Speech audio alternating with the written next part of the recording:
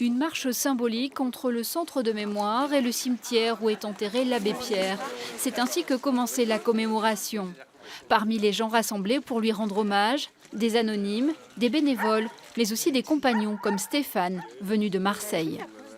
Parce que nous, les compagnons, on a un sentiment de devoir beaucoup au mouvement et à son fondateur. Il nous a sortis de situations parfois très difficiles, il nous a mis à l'aise. On a retrouvé notre dignité sur notre communauté.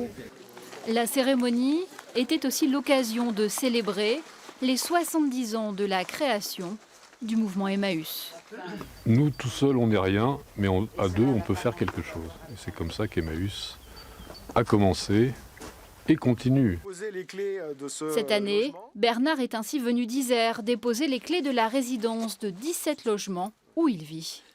C'était un vœu de l'abbé Pierre que dès qu'une résidence était créée, de déposer les clés sur sa tombe.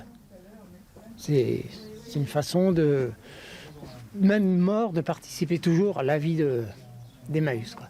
Le fléau de la misère humaine doit être combattu immédiatement, d'une manière pratique et sur le plan universel, de la même façon que nous ferions pour enrayer une épidémie mortelle. Marraine de l'association, Marie-Christine Barrault tenait elle aussi à être là aujourd'hui. Je bénis le ciel de l'avoir rencontré. C'est comme si on avait rencontré un prophète ou Jésus, si on a la foi.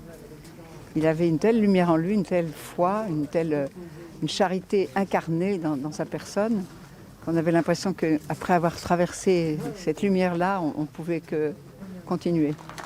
Présentes dans 37 pays, les communautés Emmaüs continuent de s'étendre par-delà le décès de leur fondateur.